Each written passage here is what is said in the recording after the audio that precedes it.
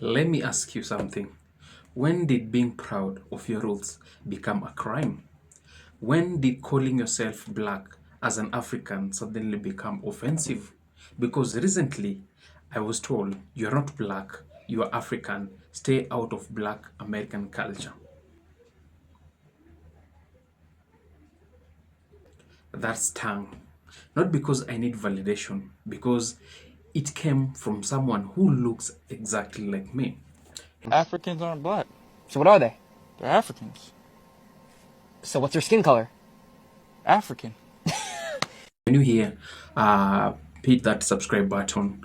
We talk real, we talk real and filtered truth and about culture, identity, and what it means to be black in today's world. Now listen. I love my African heritage.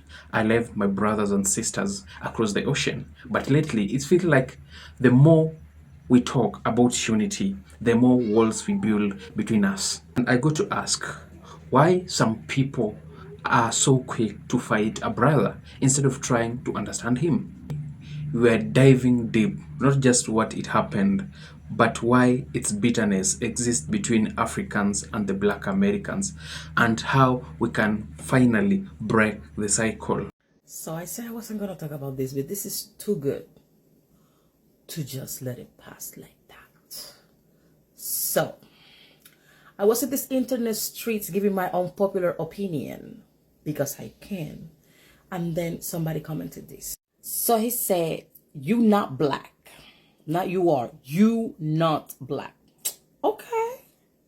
So I hit it with a little bit of, a little bit of Moorish knowledge that I have. I'm like, okay, so what do you prefer? I refer myself as copper color aboriginal of the land, Taino of the Kawanakan Island. Better. So then I see that there was a reply. So I'm like, oh shit. Oh shit, he about to hit me with the Black's Law Dictionary. I'm about to get hit with the Treaty of Friendship and Peace. This man about to take all of the Mauritius Temple of American knowledge and educate me. So in my head, I'm saying, come on, copper color man, teach me. Teach me something. I'm ready. Ready to be dragged in this Moorish. I'm ready to be dragged Moorish style. For those of you that don't know what I'm talking about, look it up. Moors. Okay. But this is what he hit me with. Listen to this.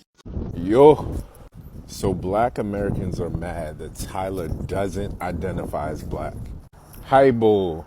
So you're going to tell me that y'all are mad that somebody is not claiming to be black, yet you're saying she's using us for our culture, but when somebody pretends to be black just to get numbers off us, y'all get mad too. So which one is it?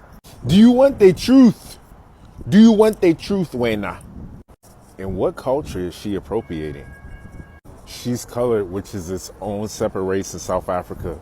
If you don't know what that is, you got Google, look it up. Her hit song that all y'all singing is on an Amapiano beat. That is a South African created. Sorry to my South Africans for these Americans, Shem. The only one of them I claim is my mama. Went down. I made a post celebrating black culture, all of it from the Afrobeat to hip hop, from the motherland to the diaspora. I said our rhythm connects from Lagos, Nigeria to Atlanta, Georgia, and I mean it. Next thing I know, someone replied, "You are African, stop, speaking on black American culture." Like what? Are we, aren't we supposed to be a family? Aren't we are fighting the same struggle, just on different soil? It's hard, man, because when we start gatekeeping our own identity, we're doing the oppressor's job for him, or we're giving the oppressor a easy job to do it, and that is to cause division. Now, let's talk about the cultural appropriation, which I was actually accused of. I want to talk to you guys about cultural appropriation and why I believe it is a BS concept. Now, if that offends you in and of itself, I would suggest that you continue to TikTok your way up out of here because we're about to get into it. Now, I recently saw a video where there was a young man about college age, and he was wearing one of the Chinese rice farmer hats, right? The traditional rice farmer hat that we all know and connotate with China, right? And he's wearing this hat and walking through a university campus and asking different students, non-Asian students, mind you, non-Chinese students, and he's saying, what do you think about my hat? Almost every single one of them said either it's offensive or it's cultural appropriation or you shouldn't be doing that. Then there's a segment of the video when he goes to Chinatown and he is asking a lot of old Chinese women like what they think about his hat and a few like older men.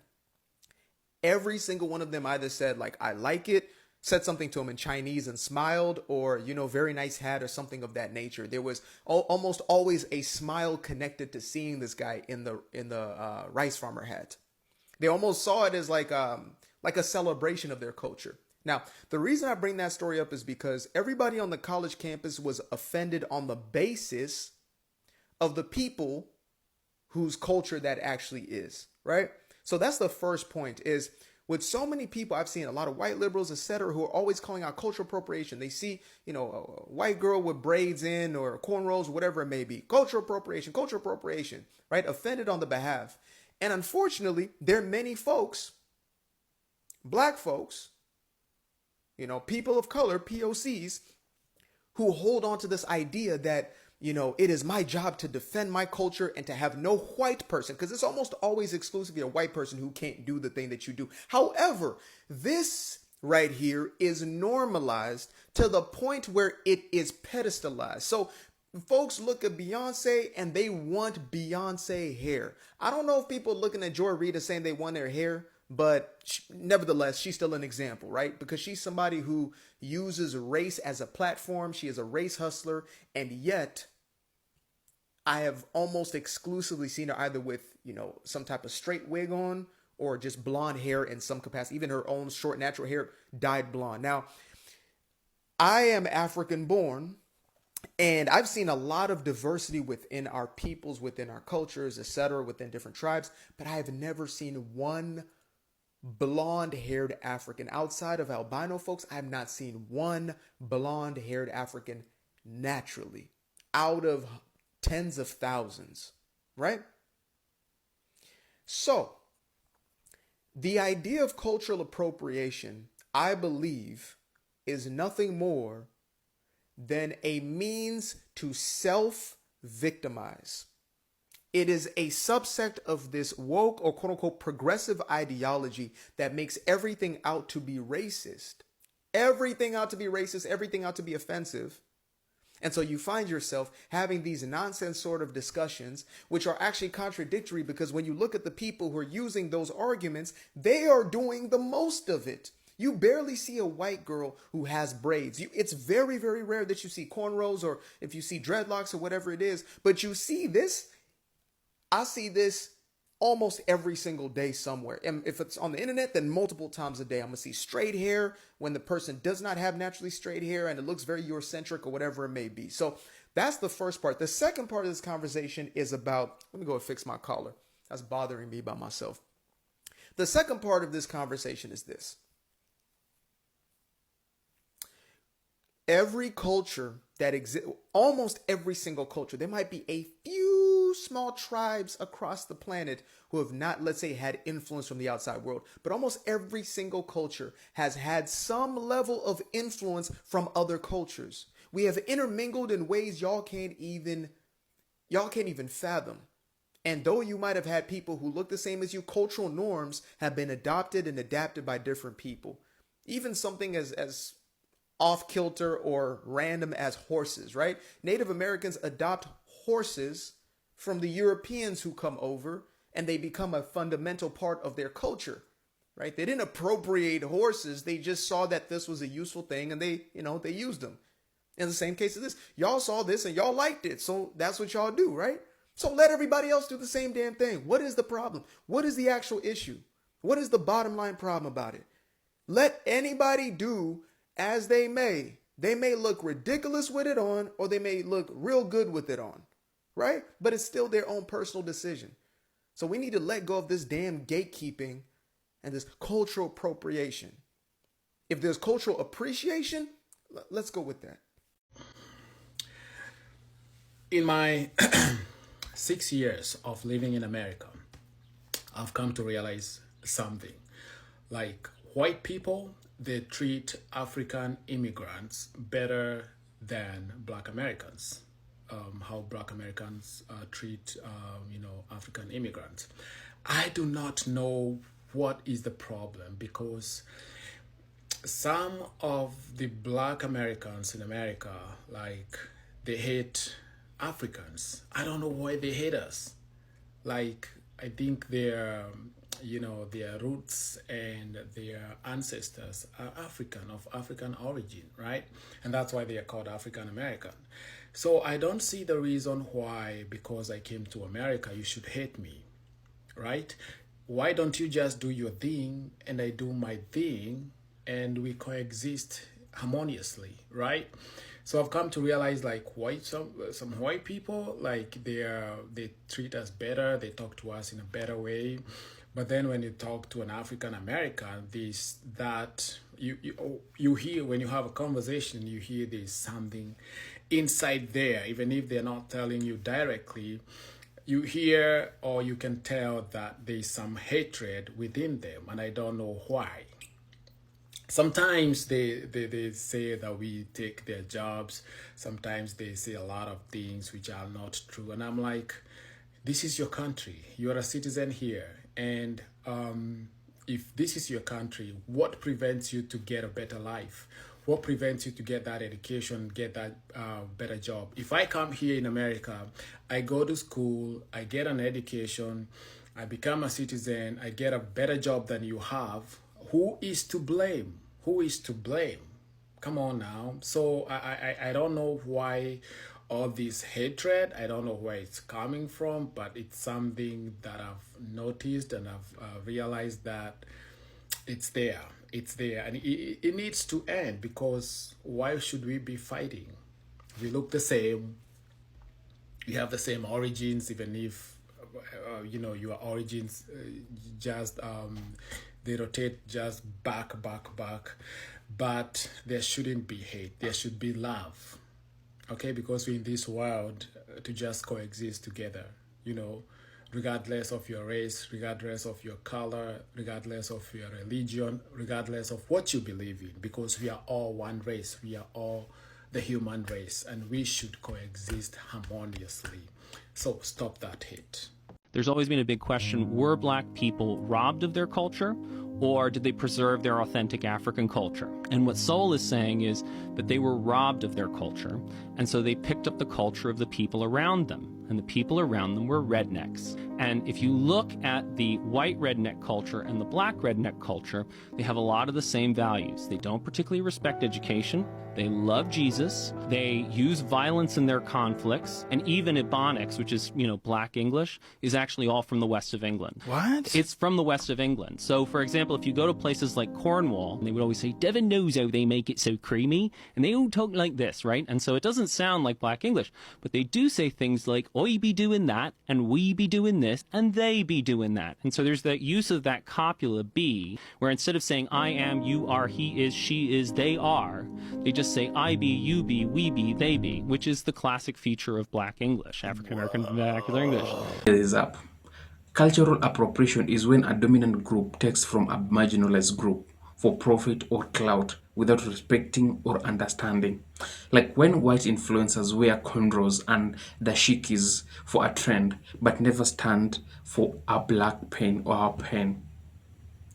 That's real appropriation. An African and a Black American sharing culture, that's not stealing, that's coming home. We are not two separate races. We are branches. Imagine, we are branches from the same tree, scattered by slavery and colonization, but rooted in the same soil. I know many of people don't want to associate themselves with Africa. It's okay, it's understandable, but you cannot tell the roots. They don't belong to the branches. We are one. Let's be honest, a lot of rotation isn't even about ours, or even it's not even ours. It was planted by history, by pain, by the system that profit from our division.